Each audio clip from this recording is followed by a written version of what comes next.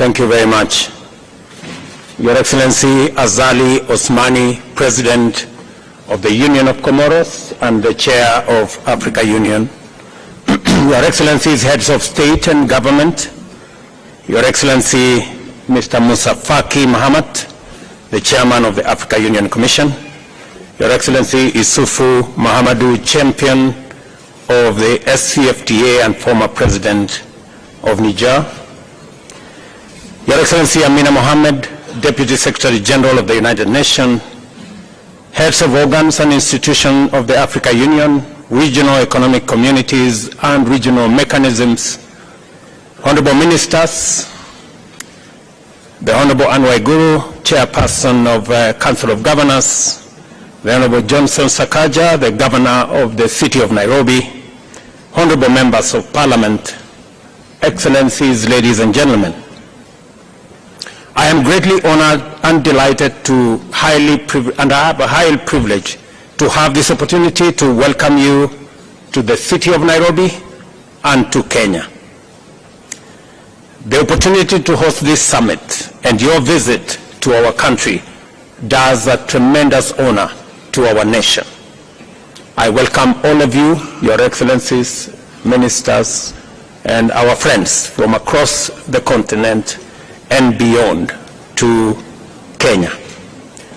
Let me just give you one or two tips about Kenya.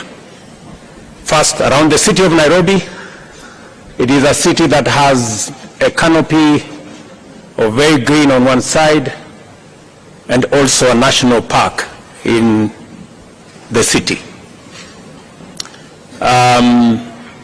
In the national park, which is maybe 10-15 minutes from your hotel room, we have wildlife, lions and all manner of wildlife. We have tried to fence, but sometimes, as you know, wild animals, they break away from the fence.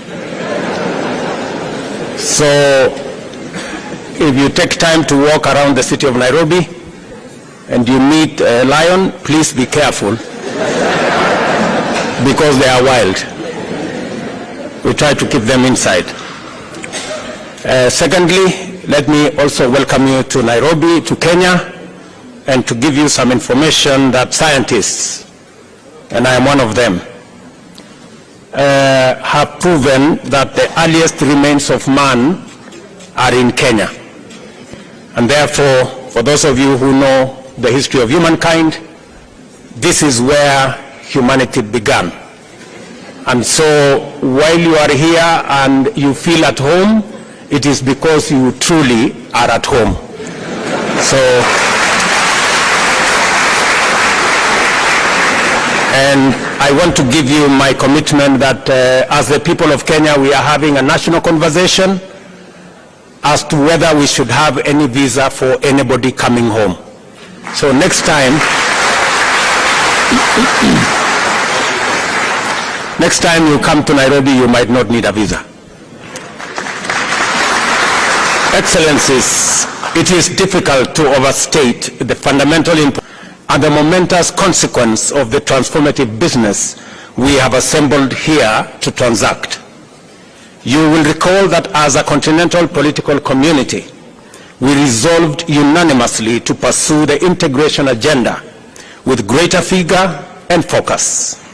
This commitment was underscored by the decision to formulate a suitable framework to effectively coordinate the diverse efforts undertaken through our 8 regional economic communities and various mechanisms that is part of the ecosystem of the AU.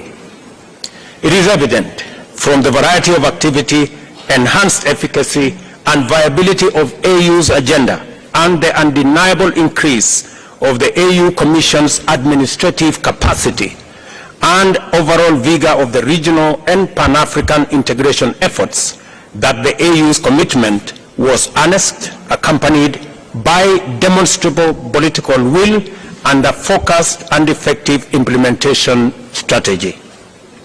We are a busy continent that is going places. The young, clean, green continent of the future, and we are determined to lead our march into this future as a united, empowered contributor of sustainable solutions for global problems. We are reasoning together, generating effective solutions together, implementing them together, facing our challenges head-on together, making progress and getting results.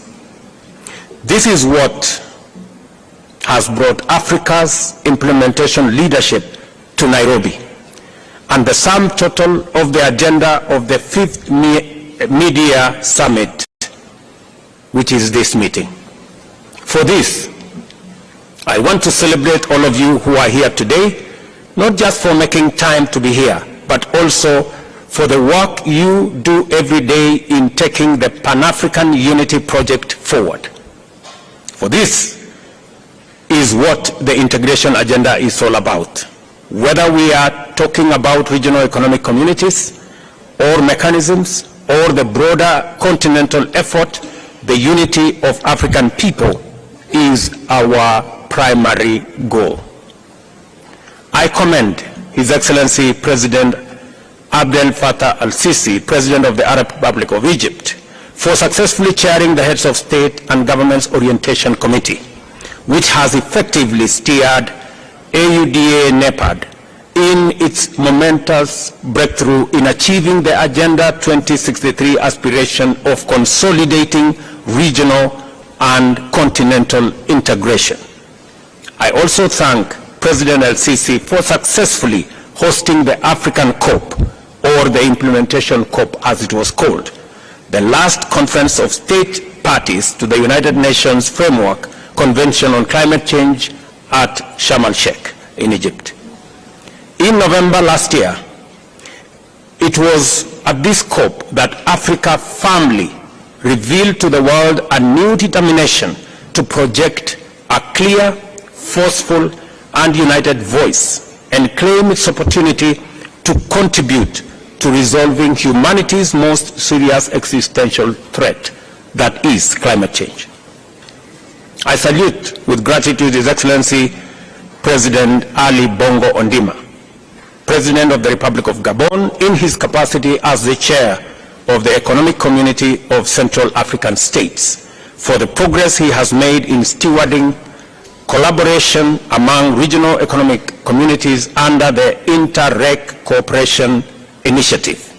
As a result, the ECAS and the Economic Commission of Western Africa States has made significant strides in strengthening maritime security cooperation.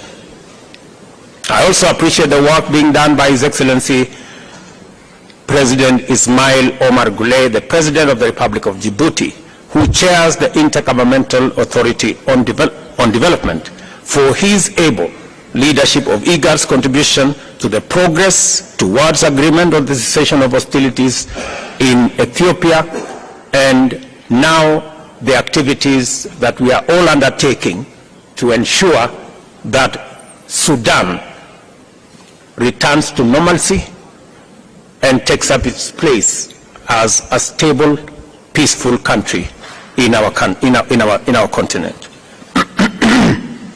Further, I am cognizant of the animated activities and excellent work that has brought much progress in ongoing projects and initiatives being undertaken across many spheres by the Economic Community of West African States under the able leadership of His Excellency President Bola Ahmed Tinubu of the Federal Republic of Nigeria, the Common Market of East Africa and Southern Africa led by His Excellency Hakainde Hichilema, President of the Republic of Zambia, Southern Africa Development Community, SADC, chaired by His Excellency President Felix Antoine Tshisekedi Tshilombo of the Democratic Republic of Congo, the Community of the Sahel, Saharan states under the stewardship of His Excellency President of Benin, Patrice Talon, the Arab Unity